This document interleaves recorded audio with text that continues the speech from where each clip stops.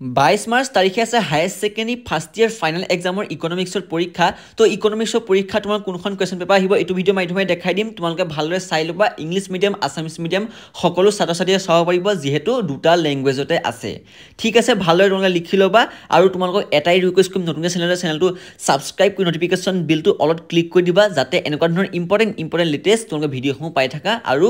আমাৰ হোৱাটছআপ চেনেলত জয়েন হোৱা ডেসক্ৰিপচনত লিংক আছে তাত আমি কিছুমান সিক্ৰেটলি কোৱেশ্চন আনসাৰ আলোচনা কৰো লেটস গো নিজৰ বন্ধু-বান্ধৱীলৈ শেয়াৰ কৰি দিবা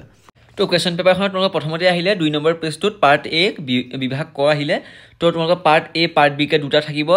এখন কোৱেশ্চন পেপাৰত তো তোমালোকে চাবা প্ৰথমতে আহিলে আৰু ইংলিছ মিডিয়ামৰ ছাত্ৰ-ছাত্ৰীসকলে চাই ল'বা ইংলিছ মিডিয়ামতো আছে আৰু আছামিজ মিডিয়ামতো আছে ঠিক আছে মই অসমীয়াখিনি কৈ দিম অসমীয়াখিনি ইমান ক্লিয়াৰলি ধৰিব পৰা নাযায় কিন্তু ইংলিছ মিডিয়ামৰ যোনখিনি আখৰ তোমালোকে ধৰিব পাৰিবা অলপ তোমালোকে কোৱালিটিটো বঢ়াই ল'বা ঠিক আছে প্ৰথমটো কোৱেশ্চন আহিলে তলৰ দিয়াবিলাকৰ নিৰ্দেশ অনুসৰি উত্তৰ দিয়া 1 * 6 = 6 অৰ্থাৎ 6টা কোৱেশ্চনত 6 নম্বৰ এই নম্বৰ আহিলে দুষ্প্ৰাপ্যতাৰ সংজ্ঞা দিয়া দুষ্প্ৰাপ্যতাৰ সংজ্ঞা তোমালোকৰ পৰীক্ষাত আহিব ঠিক আছে ইংলিছৰখিনি চাই ল'ব ভালদৰে আৰু বি নম্বৰ কোৱেশ্চন আহিলে সুযোগ ব্যয় ডেছ ব্যয় বুলিও জনা যায়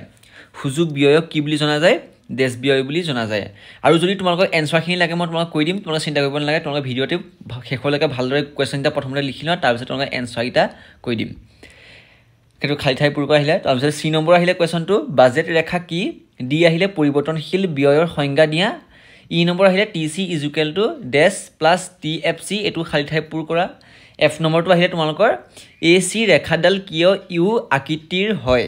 এটো কোৱেশ্চন তোমালোকৰ পৰীক্ষাত আহিব মই কোৱেশ্চনখিনি স্পিডত কম যাতে কম সময়ত গোটেই কোৱেশ্চনটো এখন ক্লিয়াৰ কৰি দিব পাৰো তোমালোকে যদি থাকি গৈছে ভিডিঅ'টো ৰখাই লৈ লিখি ল'বা ঠিক আছে তাৰপিছত 3 নম্বৰ পেজটো চাবা 3 নম্বৰ পেজটোত 2 নম্বৰ কোৱেশ্চনখিনি আহিলে তলৰ প্ৰশ্নসমূহৰ উত্তৰ দিয়া এইখিনি কোৱেশ্চনত 2 * 6 = 12 অৰ্থাৎ এটা কোৱেশ্চনত 2 নম্বৰকে পাবা এই নম্বৰটো আহিলে বাস্তৱবাদী আৰু সমষ্টিবাদী অৰ্থবিজ্ঞানৰ মাজৰ পাৰ্থক্য লিখা নহলে তোমালোকৰ পৰীক্ষাত অথবা বুলি আহিব অৰ্থনীতি এখনৰ কেন্দ্ৰীয় সমস্যা কেইটা কি কি এই দুইটা কোৱেশ্চন তোমালোকে চাই থোৱাটো অতিকৈ গুৰুত্বপূৰ্ণ পৰীক্ষা তোমালোকৰ আহিব এটো কোৱেশ্চন ঠিক আছে ক্লিয়াৰ তাৰপিছত বি নম্বৰ আহিলে ব্যক্তিগত চাহিদা নিৰ্ধাৰণকাৰী দুটা উপাদান লিখা তোমালোকে মোৰ কথাকিটালে মন দিবা মানে জিয়াত যোনখিনি আখৰ আছে তোমালোকে ক্লিয়াৰলি ধৰিব নোৱাৰিব পাৰা সেইকাৰণে মোৰ কথাকিটা তোমালোকে মই এটা কাৰণে কৈছো তোমালোকে যাতে সকলো আখৰটো বুজি পোৱা ঠিক আছে তাৰপিছত এইটো কোৱেশ্চনৰ অৰ্ডি আছে নিকৃষ্ট দ্ৰব্য কি আৰু এটা উদাহৰণ দিয়া বুলি তোমালোকে পৰীক্ষাত খুৰিছে তো তোমালোকে 2 নম্বৰ আহিব ঠিক আছে এটো কোৱেশ্চন ক্লিয়াৰ তাৰপিছত সি নম্বৰ কোৱেশ্চনটো আহিলে তলৰ দিয়াবোৰৰ সংজ্ঞা দিয়া সংজ্ঞা দিব লাগিব তোমালোকে ডেফিনেশ্যন লিখিব লাগিব 1 নম্বৰ আহিলে মুঠ উৎপাদন 2 নম্বৰ আহিলে প্ৰান্তিক উৎপাদন ঠিক আছে এই দুটা তোমালোকে চাই ল'বা নহলে অথবা দিয়া আছে হ্ৰস্বকাল আৰু দীৰ্ঘকাল এই ধাৰণা দুটাৰ সমূহকৈ ব্যাখ্যা কৰিব লাগিব হ্ৰস্বকাল আৰু দীৰ্ঘকাল ঠিক আছে তো মৰমৰ ষ্টুডেন্টস সকল তোমালোকক যদি এই কোৱেশ্চনখিনি এনসাৰখিনি লাগে তোমালোকক কমেন্ট বক্সত যিমান পাৰা তোমালোকে জনোৱা এনসাৰ লাগে আৰু সাবস্ক্ৰাইবটো কৰি ল'বা সাবস্ক্ৰাইব কৰি লৈ তোমালোকে এনসাৰ লাগে বুলি ক'বা মই তোমালোকক আমাৰ হোৱাটছআপ চেনেল নহলে এই চেনেলৰ যোগেদিয়ে এনসাৰৰ এটা ভিডিঅ' বনাই দিম তোমালোকৰ হেতু নিজৰ কথা তোমালোকে যি জেনেকৈ বিচাৰা মই তেনেকৈ দিম হোৱাটছআপ চেনেলত দি দিম কোনো কথা নাই আৰু মই আগতে যি এনভাইৰনমেন্টাল এডুকেশ্যনৰ এনেকুৱা কোৱেশ্চন পেপাৰ দিছিলো তাৰ পিছতে উত্তৰখিনি মই এটা ভিডিঅ' সহকাৰে দিছিলো তেনেদৰে তোমালোকে দিব পাৰো তো তোমালোকে ভিডিঅ'টো পাবৰ কাৰণে চেনেলটো সাবস্ক্ৰাইব কৰি নটিফিকেশন বেলটো কিন্তু অলপ ক্লিক কৰি থবা যাতে ভিডিঅ'টো দিয়াৰ লগে লগে পাই যোৱা ঠিক আছে 2 নম্বৰ কোৱেশ্চনটো আহিলে স্থিৰ ব্যয় আৰু পৰিৱৰ্তনশীল ব্যয়ৰ মাজৰ পাৰ্থক্য লিখা 2 নম্বৰ তাৰপিছত অৰ্ডি আছে দীৰ্ঘকালীন প্ৰান্তিক ব্যয় ৰেখা দীৰ্ঘকালীন গড় ব্যয় ৰেখা অঙ্কন কৰা 1 + 1 = 2 1 * 1 নহয় 1 + 1 ঠিক আছে ই নম্বৰ কোৱেশ্চনটো আহিলে গড় আয় আৰু প্ৰান্তিক আয়ৰ মাজৰ সম্পৰ্ক কি 2 নম্বৰ এটো পৰীক্ষাত আহিব নহলে অথবা আছে প্ৰমাণ কৰা যে তোমালোকে যিকোনো এখন প্ৰতিষ্ঠানৰ বাবে দৰ = গড় আয় তো তোমালোকে প্ৰমাণ কৰিব লাগিব যে যিকোনো এখন প্ৰতিষ্ঠানৰ বাবে দৰ = গড় আয় ঠিক আছে এটো কোৱেশ্চন ক্লিয়াৰ তাৰপিছত কোৱেশ্চনটো চাবা দ্ৰব্য এটাৰ বজাৰ যোগানত প্ৰভাৱ পেলোৱা দুটা নিৰ্ধাৰক লিখা তো 2 নম্বৰ আহিব তোমালোকে কিন্তু কোৱেশ্চনটা লিখি ল'বা মই এনসাৰ দিম বুলি তোমালোকে ৰখি নাথাকিবা কোৱেশ্চনখিনি প্ৰথমতে তোমাৰ চাই ল'ব লাগিব যাতে মই এনসাৰটা মই তোমালোকক ডাইৰেক্ট কোনটো নম্বৰ কোনটো এনেকা কোৱেশ্চনটো তোমালোকক নেক্সট যেতিয়া তোমাৰ কোৱেশ্চন এনসাৰ যিখিনি এনসাৰ এই কোৱেশ্চন পেপাৰখন এনসাৰ যেতিয়া দিম তেতিয়া তোমালোকক কিন্তু কোৱেশ্চনটো লিখি নিদিওঁ তোমালোকক মই এটা কোড সিস্টেমত দিম যেনেদৰে এটো 2 নম্বৰ এফ নম্বৰ কোৱেশ্চনটো তো এফ নম্বৰ কোৱেশ্চনটো = তোমালোকক ডাইৰেক্ট মই উত্তৰটোহে দিম গতিকে তোমালোকে কোৱেশ্চনটো ভালদৰে এতিয়া লিখি ল'বা তাৰ পাছত কোৱেশ্চনটো আহিলে অথবা বুলি দি যদি সামগ্ৰী এটাৰ দামৰ পৰিৱৰ্তন 4% আৰু যোগানৰ পৰিৱৰ্তন 10% হয় যোগানৰ দাম স্থিতি স্থাপকতা নিৰ্ণয় কৰা তাৰ পাছত কোৱেশ্চনটো আহিলে 5 নম্বৰ পেজটো 3 নম্বৰ কোৱেশ্চনটো আহিলে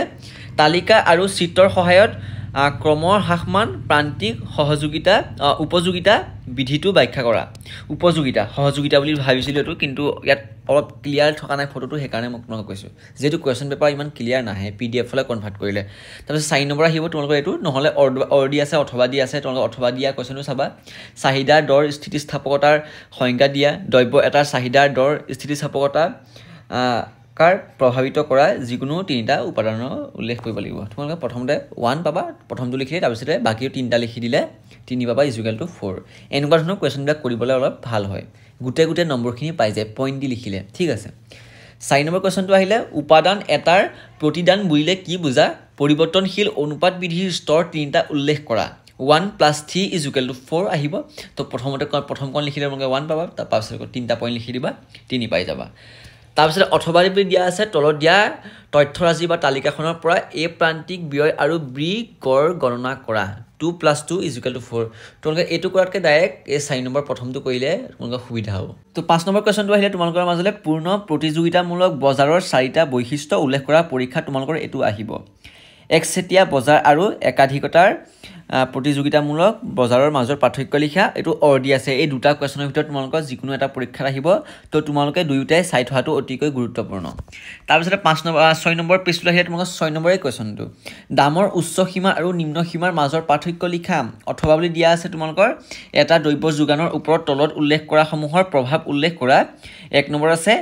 উপাদানসমূহৰ দামৰ হ্ৰাস আৰু 2 নম্বৰতে আছে প্ৰতি একক দ্ৰব্যত কৰ বৃদ্ধি 2 + 2 = 4 নম্বৰ এইটা লং কোৱেশ্চন হয় লং কোৱেশ্চন তোমালোকে ভালদৰে চাবা কিন্তু দেই লং কোৱেশ্চন যিহেতু তোমালোকে ডাইৰেক্ট কাটাকাটি নম্বৰ পাই যাবা 7 নম্বৰ কোৱেশ্চনটো আহিলে একক কৰ আৰোপে প্ৰতিষ্ঠানৰ যোগান ৰেখা কেনেদৰে প্ৰভাৱিত কৰে বা অৰ দি আছে পূৰ্ণ প্ৰতিযোগিতামূলক বজাৰৰ প্ৰতিষ্ঠান এখনৰ চাহিদা আৰু যোগান ফলন তলত দিয়া ধৰণৰ d = 5 - 2p s = -25 + 3p য'ত p = দাম আৰু d = কি হয় সামগ্ৰীৰ চাহিদা আৰু s = কি বুলি কোৱা হয় সামগ্ৰীৰ যি যোগানটো কোৱা হয় তাৰ পিছতে ভাৰসাম্য দাম আৰু পৰিমাণ নিৰ্ণয় কৰিব লাগিব আৰু এটা কথা তোমালোকে মন কৰিবা তোমালোকে এই কোৱেশ্চনখিনি যে লৈছা এই কোৱেশ্চনখিনি তোমালোকে যিমান পাৰা এতিয়াৰ পৰা এনসাৰখিনি বিচাৰিবলৈ চেষ্টা কৰা তেতিয়া মোৰো সুবিধা হ'ব আৰু তোমালোকৰো মুখস্থ হৈ যাব আৰু মই যেতিয়া এনসাৰখিনিটো মই এনেও দিমেই তো তোমালোকে এনসাৰখিনি পালেও তোমালোকৰ আৰু মনত ৰখি যাব সেইকাৰণে তোমালোকে এতিয়াৰ পৰা চোৱা তোমালোকে নিজৰ উত্তৰখিনি বিচাৰিবলৈ চেষ্টা কৰা আৰু ময়ো উত্তৰখিনি তোমালোকক দি দিম ঠিক আছে নতুন চেনেলটো সাবস্ক্ৰাইব কৰি নটিফিকেশ্যন বেলটো অলপ ক্লিক কৰি দিবা তোমালোকে এটাই ৰিকুৱেষ্ট কৰিছোঁ চেনেলটো সাবস্ক্ৰাইব কৰিবা যাতে এনেকুৱা ধৰণৰ ইম্পৰ্টেণ্ট ভিডিঅ'খন পাই থাকা 8 নম্বৰতে আহিলে 1 + 5 = 6 নম্বৰীয়া কোৱেশ্চন উপভোক্তাৰ ভাৰসাম্যতা কি এটা দ্ৰব্যৰ ক্ষেত্ৰত উপভোক্তাৰ ভাৰসাম্যতা কেনেকৈ লাভ কৰা হয় অনুসূচী আৰু চিত্ৰৰ সহায়ত ব্যাখ্যা কৰিব লাগিব এটো একদম লং কোৱেশ্চন এইটো কোৱেশ্চন তোমৰা চাবা তাৰপিছত অৰ দি আছে যে ব্যক্তিগত চাহিদা ৰেখাৰ পৰা কেনেদৰে বজাৰ চাহিদা ৰেখা আহৰণ কৰিব পাৰি আলোচনা কৰা এটো তোমালোকৰ লং কোৱেশ্চন 6 নম্বৰ পৰীক্ষাত আহিব তাৰপিছত 9 নম্বৰ কোৱেশ্চনটো আহিলে পূৰ্ণ প্ৰতিযোগিতামূলক বজাৰত উদ্যোগ হৈছে দৰ নিৰ্ধাৰণকাৰী আৰু প্ৰতিষ্ঠান হৈছে দৰ গ্ৰহণকাৰী ব্যাখ্যা কৰা এটো তোমালোকৰ পৰীক্ষাত 6 নম্বৰ আহিব ঠিক আছে এইবিলাক তোমালোকে কোৱেশ্চন সাজি লিখিব পাৰা তাৰ পাছতে আহিলে ইয়াৰ অথবা বুলি দি উপযুক্ত চিত্ৰৰ সহায়ত পূৰ্ণ প্ৰতিযোগিতামূলক বজাৰৰ দ্ৰব্য এটাৰ ভাৰসাম্য দাম নিৰ্ধাৰণৰ প্ৰক্ৰিয়াটো ব্যাখ্যা কৰা ইংলিছ মিডিয়ামৰখিনি ভালদৰে চাই ল'বা ইংলিছ লেটাৰখিনি ইংলিছতটো যিখিনি আখৰ আছে একদম ক্লিয়াৰ আছে আসামিছৰখিনি অলপ প্ৰবলেম তোমালোকে ধৰিব নোৱাৰিব পৰা সেইকাৰণে মই কৈ দিছোঁ পাৰ্ট বি আহিলে তোমালোকৰ এবাৰ পাৰ্ট বিটো চাবা ঠিক আছে তোমালোকৰ পাৰ্ট এ আৰু পাৰ্ট বি এনেকুৱা ধৰণৰ দুটা তোমালোকৰ থাকিব 10 নম্বৰ কোৱেশ্চনটো আহিলে তলত দিয়াবিলাকৰ নিৰ্দেশ অনুসৰি উত্তৰ দিয়া 1 নম্বৰ কোৱেশ্চন এই নম্বৰ আহিলে কোনজন ব্যক্তি পৰিসংখ্যা বিজ্ঞানৰ পিতৃ হিচাপে জনা যায় তাৰ পাছতে 8 নম্বৰ পেজটোত আহিলে বি নম্বৰ কোৱেশ্চনটো পাইকাৰী দৰ সূচাংক বুলিলে কি বুজা প্ৰত্যক্ষ ব্যক্তিগত অনুসন্ধানৰ এটা সুবিধা লিখা তলৰ কোনটো পদ্ধতিৰে কেন্দ্ৰীয় প্ৰৱণতাৰ মাপ জুখিব পাৰি এক আছে গাণিতিক গড় মাধ্যমা বহুলক আৰু ওপৰৰ সকলোবোৰ এটো হৈছে এমসিকিউ ঠিক আছে ই নম্বৰ আহিলে খালি ঠাই তথ্য শ্ৰেণী ৰাশিবোৰৰ উচ্চতম আৰু নিম্নতম অন্তৰকেই কি বুলি কোৱা হয় ডেছ বুলি কোৱা হয় অৰ্থাৎ তোমালোকে ডেছ দিয়া হৈছে ডেছটো থাকি তোমালোকে উত্তৰটো বহাব লাগিব এফ নম্বৰ কোৱেশ্চন আহিলে লৰেন্স ৰেখা কি এটো ডেফিনেশ্যন সংজ্ঞা তোমালোকৰ ডেফিনেশ্যন তাৰপিছতে 11 নম্বৰ কোৱেশ্যনটো আহিলে 11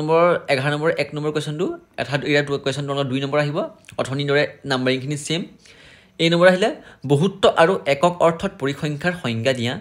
তাৰপিছতে অথবা বুলি দিয়া আছে অৰ্থবিজ্ঞানত পৰিসংখ্যা দুটা গুৰুত্ব লিখা তোমালোকৰ চিন্তা কৰিবলৈ একেবাৰে একদম কথা নাই কিয়নো তোমালোকক 2 নম্বৰ কোৱেশ্যনখিনি দিলে অৰ দিব আৰু 1 নম্বৰ কোৱেশ্যনখিনি দিলেও তোমাক বেছি কোৱেশ্যন দিব কিন্তু কম কোৱেশ্যন কৰিব লাগিব তেনেকুৱা ধৰণৰ তোমালোকক দুটা কোৱেশ্যন দিব তোমালোকক যিকোনো এটা যোনটো পাৰা তোমালোকে কৰিলে হ'ল আৰু বোলে এটাই দিছে বোলে এটো নকৰিলে তোমালোকে নহবই হেতু কথা নহয় দুটা কোৱেশ্যন দিব অৰ দি আছে বিন্দাস তোমালোকে যোনটো পাৰা লিখি থৈ বিচাৰিবা বি নম্বৰ কোৱেশ্যনটো আহিলে পৰিসংখ্যাৰ দুটা বৈশিষ্ট্য লিখা অথবা পৰিসংখ্যাৰ যিকোনো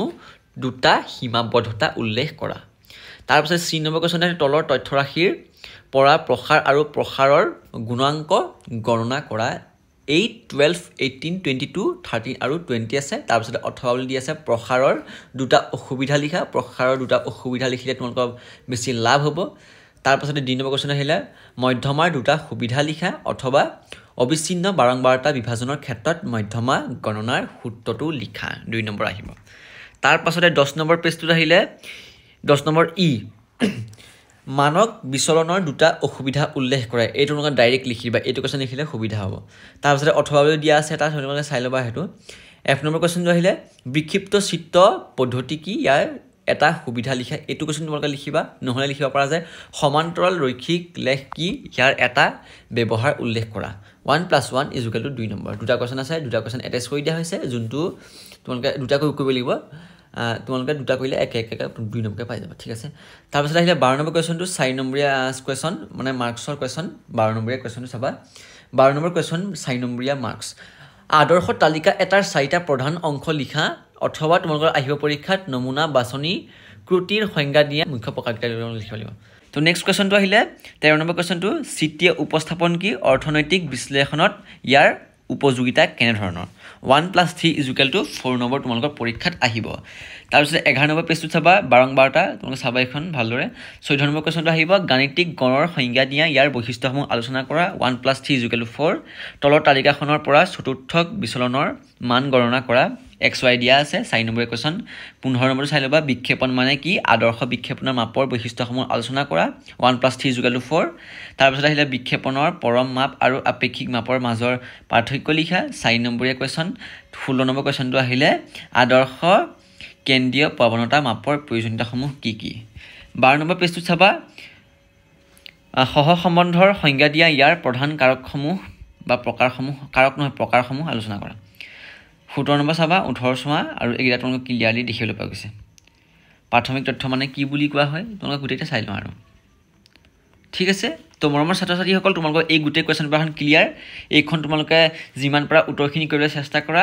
যদি তোমালোকে নোৱাৰা চেনেলটো সাবস্ক্ৰাইব কৰি নটিফিকেশ্যন বেলটো অলত ক্লিক কৰি কমেণ্ট বক্সত জনোৱা এনসাৰ লাগে মই তোমালোকক নিশ্চয়কৈ ভিডিঅ' নহলে আমাৰ হোৱাটছআপ চেনেল দি দিম হোৱাটছআপ চেনেলৰ লিংকটো আছে ডেছক্ৰিপশ্যনতে তাত তোমালোকে জইন হৈ ল'বা তাত আমি ইম্পৰ্টেণ্ট কিছুমান কুৱেশ্যন এনসাৰ সিক্ৰেটলি তোমালোকক আলোচনা কৰোঁ ঠিক আছে তো মৰমৰ ছাত্ৰ ছাত্ৰীসকল এইটো ভিডিঅ' যিমান পাৰে নিজৰ বন্ধু বান্ধৱীলৈ শ্বেয়াৰ কৰি দিবা যাতে সকলোৱে ইকনমিক্সত ভাল মাৰ্কছ লৈ উত্তীৰ্ণ হ'ব পাৰে তো আজিলৈ ভিডিঅ'টো ইমানেই ধন্যবাদ